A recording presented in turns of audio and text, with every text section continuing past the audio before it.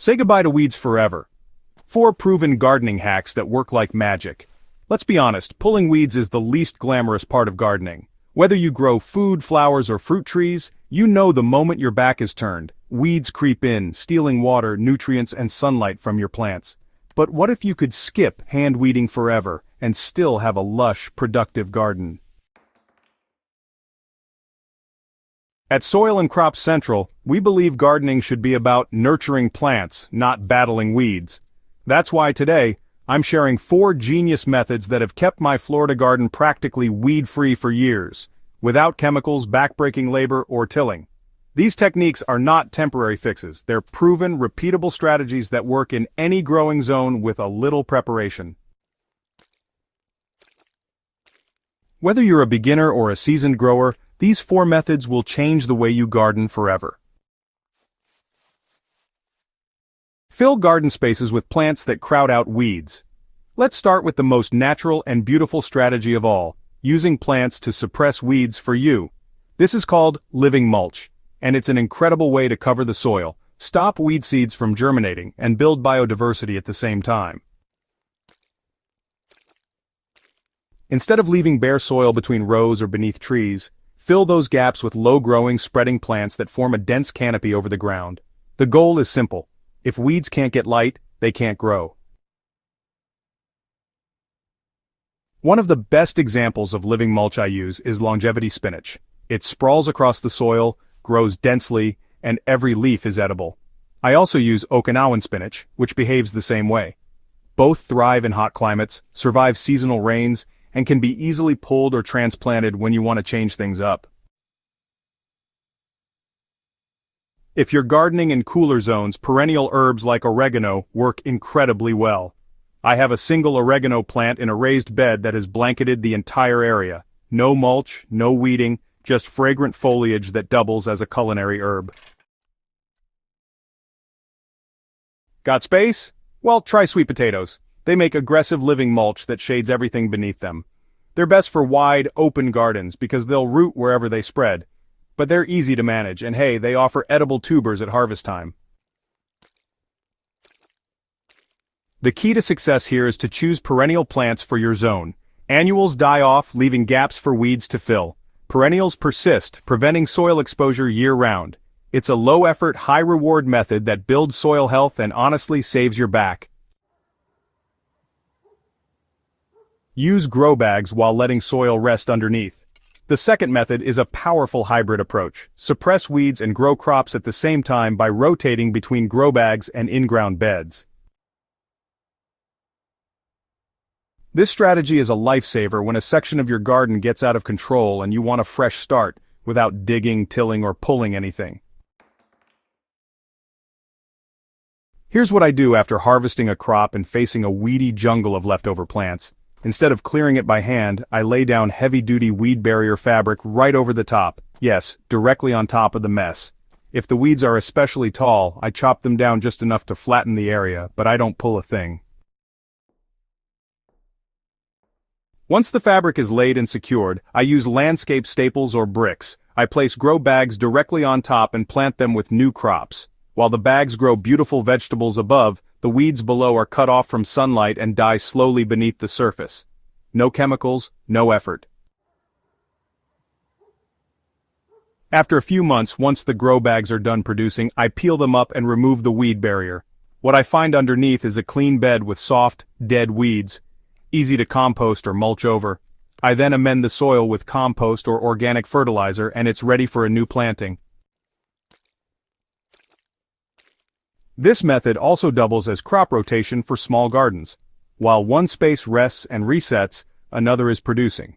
It's a great way to make every square foot of your garden more productive without letting weeds get a foothold.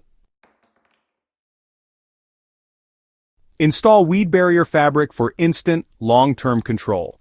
When it comes to fast, long-lasting weed control, few methods beat high-quality weed barrier fabric. But here's the catch. Most store-bought rolls are too flimsy, don't allow water through, or fall apart after one season. That's why I only trust woven, heavy-duty landscaping fabric, specifically the Witt brand, which has lasted me for years in intense Florida sun.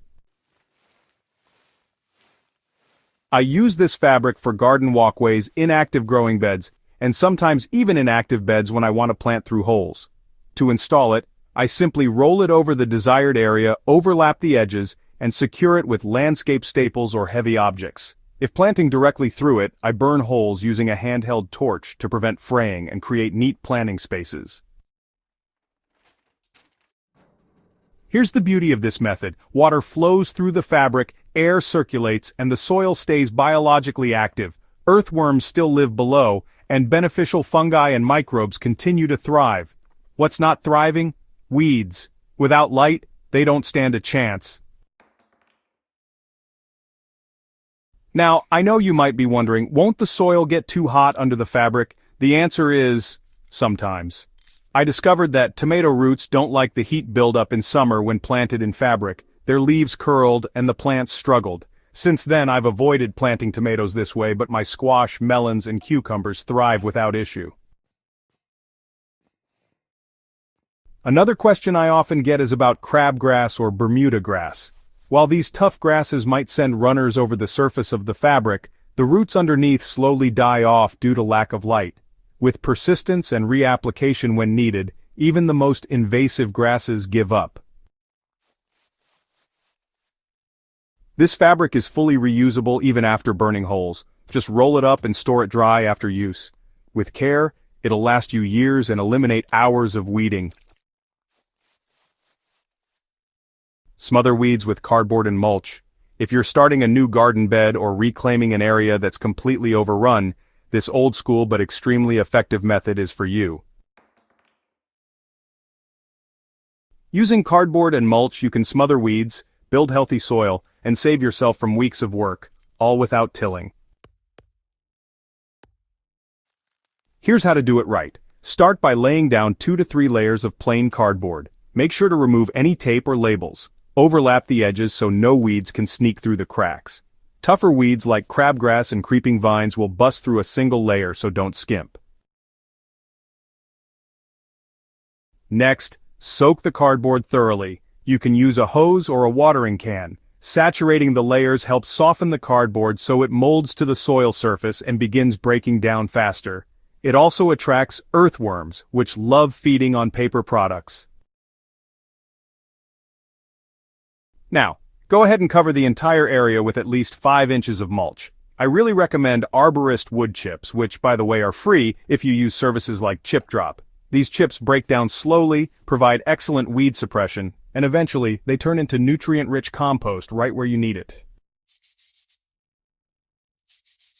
After layering, you can plant by simply cutting or punching holes into the cardboard and placing your transplants directly in.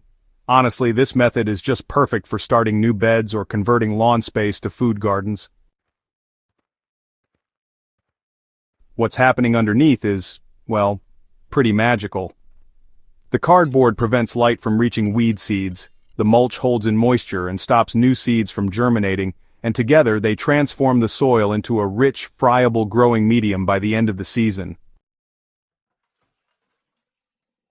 So, weeds might be, pretty relentless, but you really don't have to let them win. By using these 4 proven techniques, living mulch, rotating grow bags, weed barrier fabric, and cardboard smothering, you can finally break the cycle of constant weeding and reclaim your time, your energy, and your garden. These aren't gimmicks. They're time-tested, soil-building, garden-boosting strategies that work in any climate on any scale. Whether you have a backyard plot, raised beds, or a homestead garden, these methods can be tailored to your space and needs. So what are you waiting for? Try one or all of these this season and see how much more enjoyable gardening becomes when you're not stuck fighting weeds every week. If you found this guide helpful, don't forget to like, share, and subscribe to Soil and Crop Central for more hands-on gardening advice that really works. Let's grow smart, grow strong, and grow together, weed-free. See you in the next video.